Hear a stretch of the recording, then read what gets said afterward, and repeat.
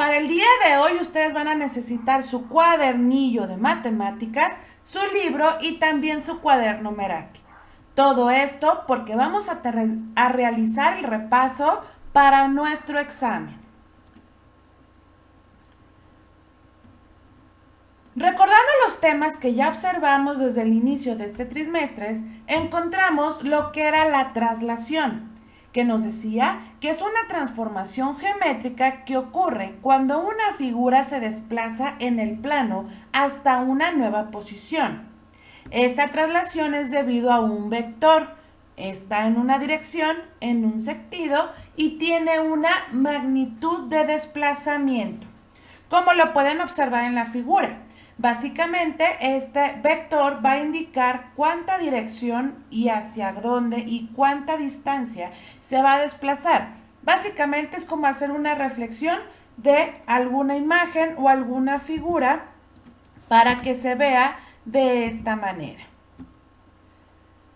Otro de los temas que estuvimos observando es la rotación, que nos dice que es una transformación geométrica que consiste en hacer girar una figura geométrica de acuerdo con un ángulo indicado respecto a un punto fijo.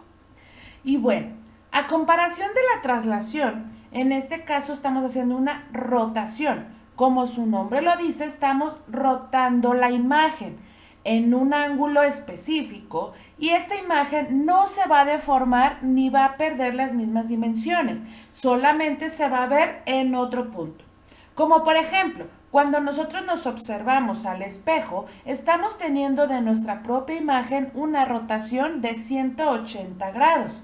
Esto significa que nos estamos viendo a la inversa. De ahí es que pasamos a otro tema, el cual se llamaba lo que era la simetría axial y central, la rotación y la traslación. Entonces, al unificar todos estos temas, pues obviamente podíamos lograr un intercambio de imágenes teniendo todas estas situaciones que se acaban de mencionar. Todas estas imágenes, pues bueno, se podrían rotar, se podían trasladar, se podían tener una y diferente combinación para poder lograr n cantidad de resultados.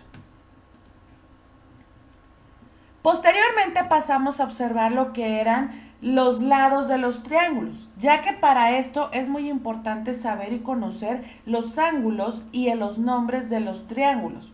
Sabemos que un triángulo equilátero, sus tres ángulos tienen 60 grados. Principalmente tenemos que tener bien en cuenta que la suma de cualquier triángulo, la suma interna de sus ángulos, debe de dar 180. Para esto sabemos que el equilátero, sus tres ángulos son iguales. El isósceles tiene dos ángulos iguales y uno desigual, y el escaleno tiene tres desiguales. Para esto, también existen ángulos que nos permiten identificar a los triángulos. Si tenemos un ángulo de 90 grados, este es un triángulo rectángulo. Si tenemos ángulos que en este caso me están dando completamente distintos los tres, pues este es un acutángulo. Si tengo un ángulo mayor de 90 grados, estamos hablando que es un obtusángulo.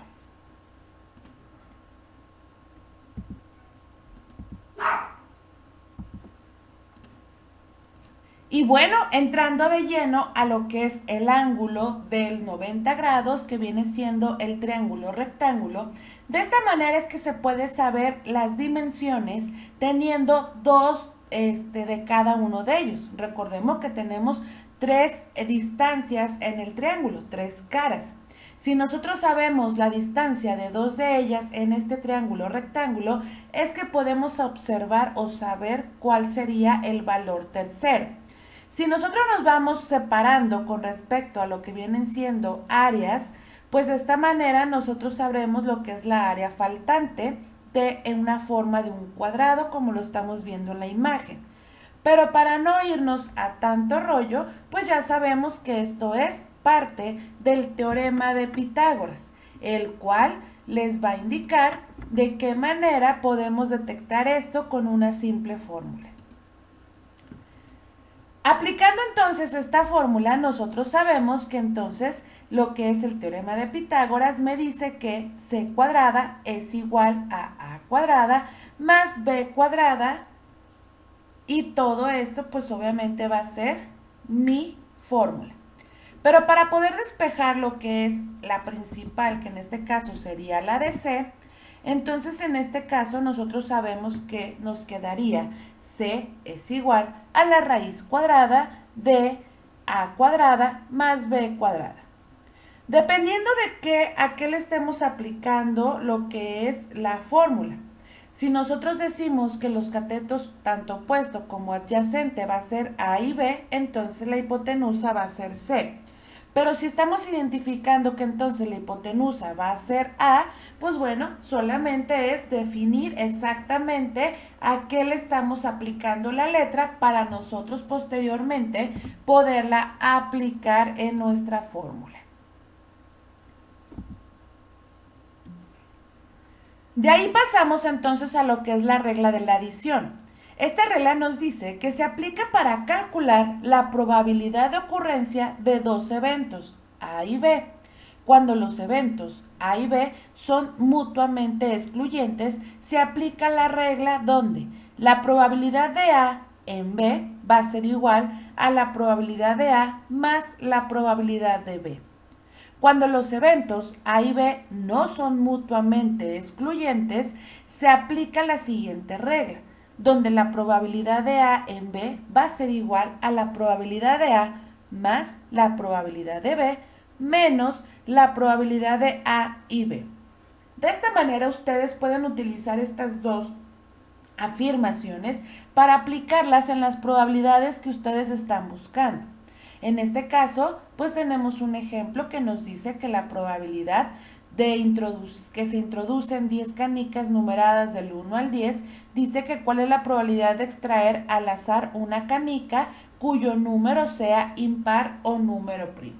Primeramente vamos a analizar el problema y vamos a distinguir si este problema es mutuamente excluyente o no es mutuamente excluyente para poder aplicar las fórmulas anteriormente mencionadas. Independientemente de esto, pues bueno, vamos a reconocer que existen probabilidades y estadísticas. Tenemos un ejemplo que ya lo realizamos en la actividad mencionada, donde en este caso tenemos una ruleta. Esta ruleta tiene dos colores, rojo y azul. Para esto la ruleta tiene 6 espacios. Y nos preguntan entonces que cuál es la probabilidad de que la ruleta se detenga en una región roja. Pues bueno, esta es la mitad, porque si se dan cuenta son 6 números, 3 de ellos son rojos y 3 de ellos son azules. Entonces la probabilidad sería 1 entre 2. Debido a que estamos teniendo la mitad de los colores, que también lo podemos ver reflejado como 3 entre 6, porque tenemos 6 números y 3 de ellos son rojos como me lo está pidiendo. En sentido contrario, que me preguntaran de azul, sería la misma situación. Pero ahora, ¿qué pasaría si me preguntaran que fueran números pares? De igual manera, tenemos números pares que sería el 2, el 4 y el 6, y los impares 1, 3 y 5. Nuevamente sigue siendo la mitad. Por lo tanto, seguimos hablando que es 1 entre 2, dependiendo de lo que nos estén solicitando.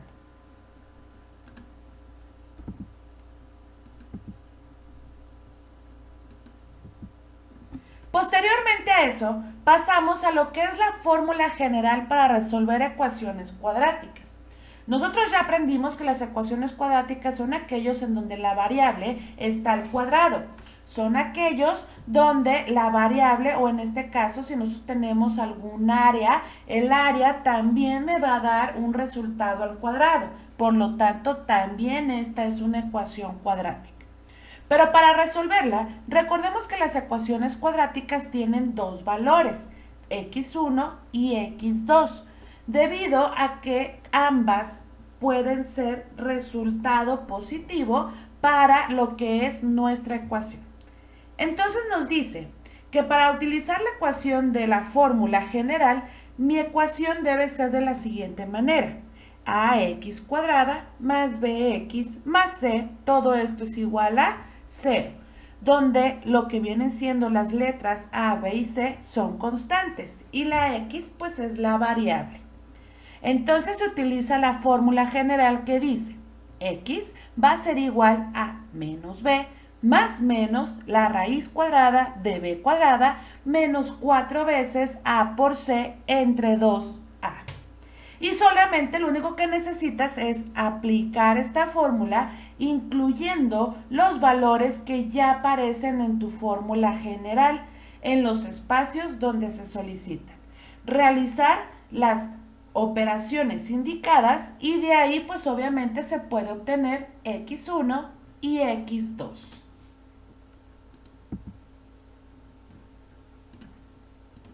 Después aprendimos sobre el teorema de Tales, el cual nos dice que si dos o más rectas paralelas son cortadas por dos transversales, entonces los segmentos en las transversales limitados por las paralelas son proporcionales.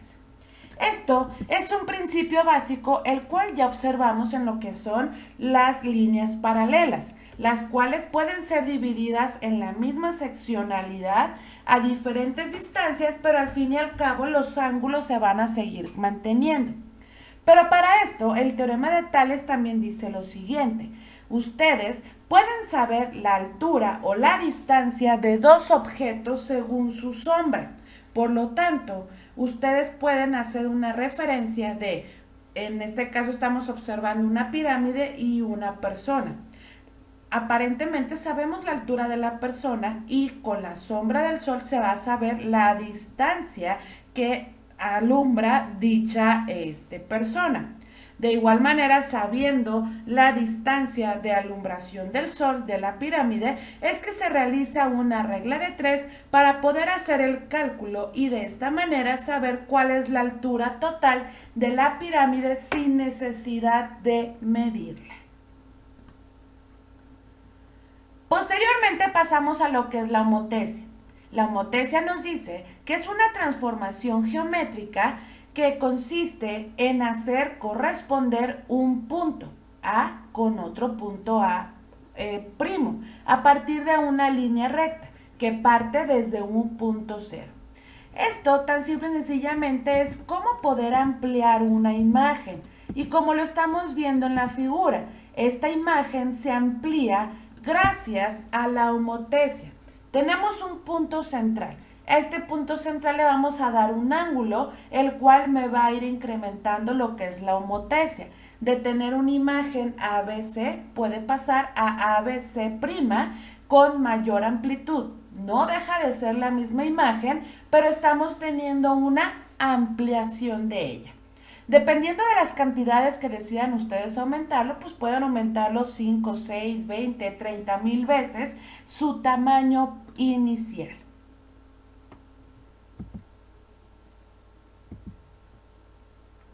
También aprendimos que en este caso las ecuaciones cuadráticas referencian lo que es una parábola. Esta parábola nos dice que la gráfica que se forma al representar funciones cuadráticas es una curva con forma de U, llamada parábola, como se muestra en la gráfica.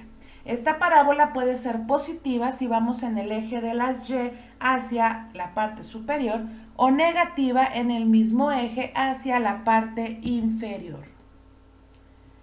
Posteriormente a eso, detectamos que existen gráficas formadas por distintas secciones. Estas secciones nos dicen que hay situaciones en las que la variación entre dos cantidades da lugar a una gráfica con dos o más secciones rectas. En este tipo de gráficas debe tenerse en cuenta la pendiente de cada segmento. En este caso, una gráfica puede llevar una constante, pero esta constante en un cierto tiempo, en un cierto clima, algo la va a modificar y esta gráfica pues va a tener una variación, o sea que ya no va a ser constante como desde un inicio. También estas gráficas pueden ser secciones curvas, que también estas secciones curvas pueden combinarse con las secciones lineales, donde nos dice que existen situaciones en las que la variación entre dos cantidades de lugar a una gráfica con dos o más secciones que se pueden ser rectas o curvas, como ya vieron en la sección de las rectas. De igual manera, estamos hablando de una variación de dicha situación. Vamos a pasar ahora a lo que es probabilidad. La probabilidad ya fue un tema que tomamos con anterioridad, donde ya sabemos que qué probabilidad existe de encontrar un número entre una bolsa, una canica de un color en tal lugar, y también cuántas cartas pueden salir. Para nosotros representar esta probabilidad es necesario representar lo que es una ramificación. Esta ramificación me va a decir al primer lanzamiento o a la primera búsqueda qué resultados puedo tener de probabilidad. Posteriormente, si hago una segunda, tercera, cuarta búsqueda, de ahí es que voy a empezar a tener mis ramificaciones. Para simplificar esta probabilidad, se aplica lo que es la regla del producto. La regla del producto me dice que entonces, al multiplicar las probabilidades de dos eventos independientes, el evento A de la probabilidad A por el evento B de la probabilidad B, se obtiene entonces la probabilidad de A y B de los eventos A y B. Por ejemplo, la probabilidad del evento de obtener 2 en el primer lanzamiento es de 1/6. Y la probabilidad del evento de obtener 4 en el segundo lanzamiento también va a ser de 1/6, hablando de un dado, en el cual ocurra un evento no afecta la ocurrencia o no ocurrencia del otro. Por esta razón son independientes. Entonces, la probabilidad del evento de obtener 2 en el primer lanzamiento y obtener 4 en el segundo lanzamiento va a ser la multiplicación de ambas probabilidades, por lo tanto esto va a ser una probabilidad de 1 entre 36 opciones que puedan suceder. Posteriormente, aprendimos que las expresiones cuadráticas también pueden tener una sucesión. Esta sucesión es con respecto a lo que ya sabemos de cuestiones sucesivas.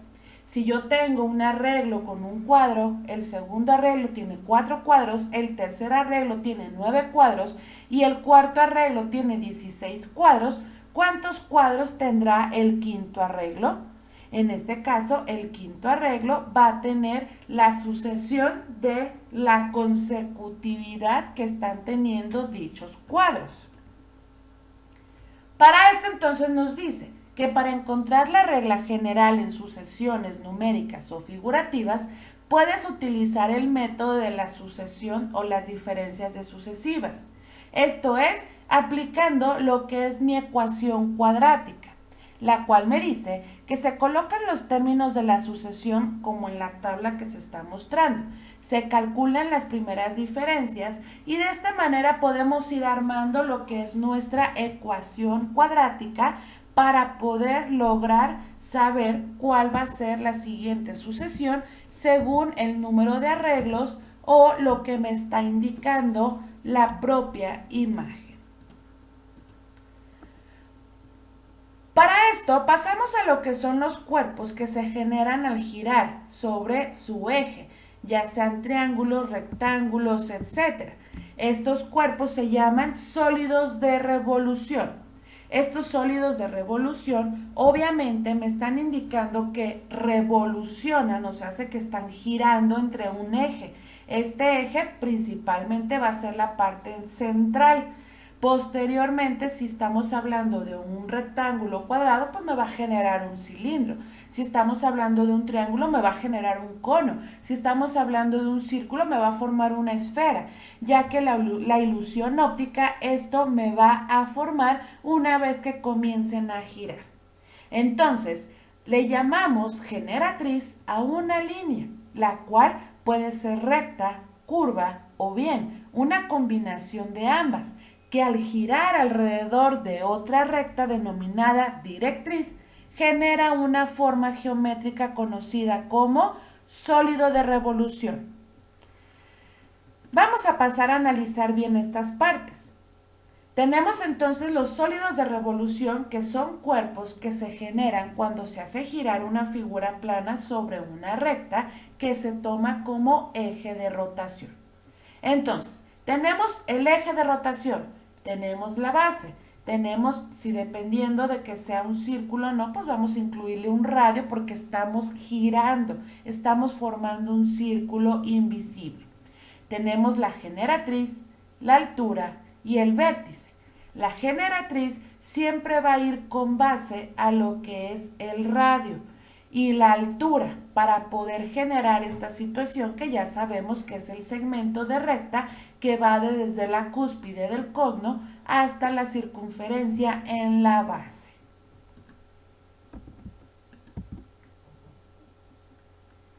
Otro de los temas que estuvimos platicando, pues ahora fue recordando un poco de lo del teorema de Pitágoras, donde ahora nos decían que la pendiente de una recta es gráficamente el grado de inclinación que tiene respecto al eje de las abscisas. Si nosotros lo llevamos aplicado a lo que es nuestro plano cartesiano, podemos darnos cuenta que este plano cartesiano tiene, obviamente, si estamos aplicando una línea recta, que viene siendo una ecuación de primer grado, y al unificarlo con otros puntos, podemos lograr triángulos. Estos triángulos son triángulos rectángulos, y de ahí es que, bueno, lo que es la parte de la hipotenusa viene siendo mi valor de la pendiente. Para nosotros generar este valor de la pendiente tenemos una fórmula que nos dice que Y es igual a mx más b, donde m es el valor de dicha pendiente. Y al hablar de un cociente estamos hablando de una división. En este caso, la imagen nos está indicando que entonces la pendiente va a ser igual a 1.5. Bien, chicos. Es momento entonces que saquen por favor su cuaderno Meraki. Recuerden que debe tener margen, fecha, nombre y saludo Meraki. Acabamos de dar ahorita un repaso para el examen 2. El objetivo pues es eso, repasar para que les vaya muy bien en su examen. La actividad es la número 47. Acabamos de hacer un repaso de las actividades de la 24 a la 46. También estas son de las páginas de la 77 a la 177. En su cuaderno van a realizar un cuestionario de 20 preguntas con su respuesta de los temas vistos durante este trimestre. No se les olvide subir sus evidencias. Recuerden que deben de ser fotografías de muy buena calidad de su actividad 47.